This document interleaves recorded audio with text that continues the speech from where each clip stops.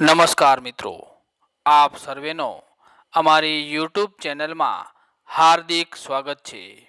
મિત્રો, આજે આપણે આ વિડીયોમાં નવરાત્રિના વ્રત વિશે વાત કરવાના છીએ, જે વ્રત કરવાથી માતાજી આપણી સર્વ મનોકામનાઓ પૂર્ણ કરે છે। અને આ વિડીયોમાં અમે તમને નવરાત્રિના વ્રતની વાર્તા કથા પણ કહેવાના છીએ, જે સાંભળવા માત્રથી આપણી સર્વે મનોકામનાઓ પૂર્ણ થાય છે।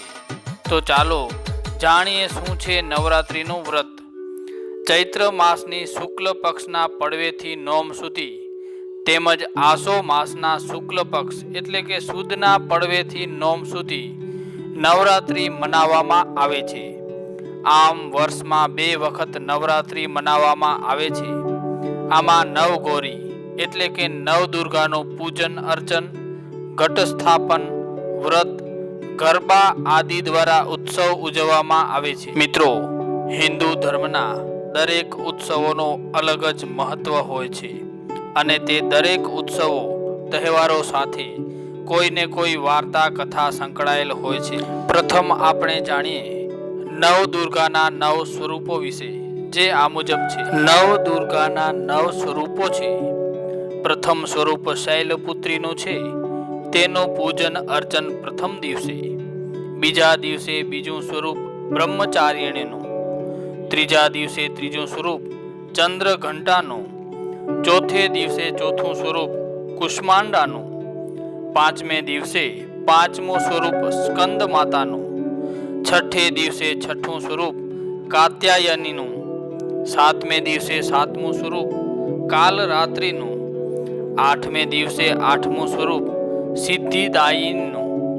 નવમા દિવસે નવમું સ્વરૂપ મહાગૌરીનું પૂજન અર્ચન થાય છે। કેટલાક અંબામાનું પૂજન અર્ચન કરે છે। આ વ્રત કરનાર નવદુર્ગા અંબાજી અથવા પોતાની કુળદેવીની સ્થાપના કરે છે। જ્યાં એકમના દિવસે કુળદેવીની સ્થાપના કરવાની હોય છે, એ સ્થાન પર માટી અને છાણનું લીંપણ કરવું।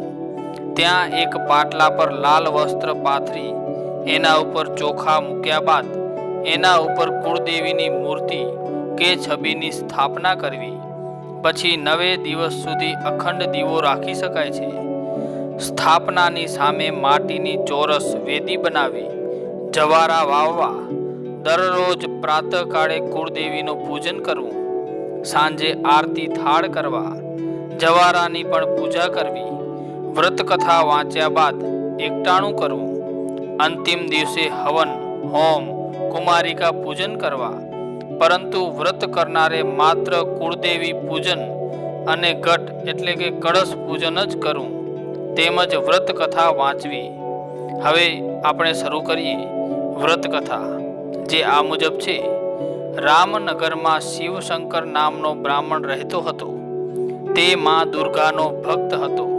તેને પુત્રી હતી, તેનું નામ સુમતિ હતું।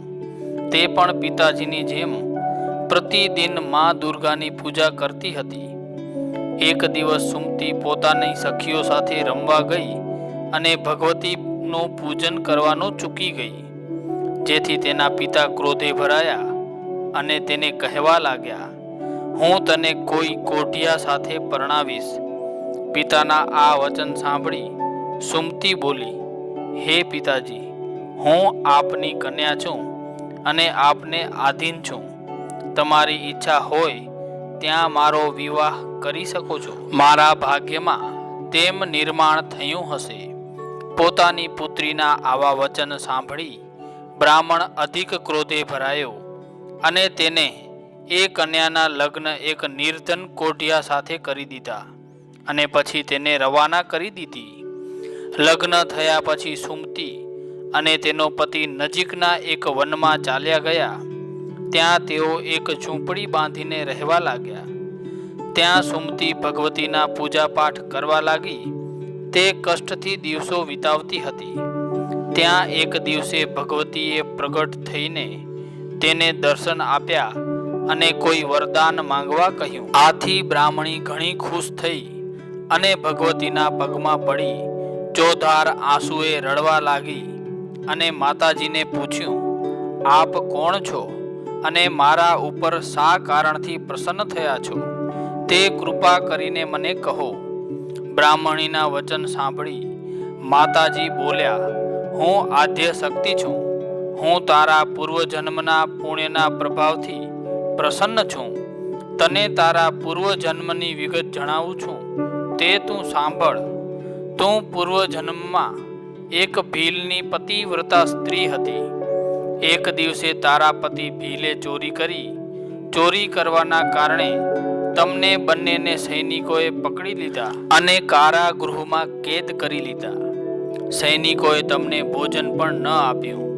આ રીતે નવરાત્રિના દિવસોમાં તમે ન તો કંઈ ખાધું ન તો જળ પીધું.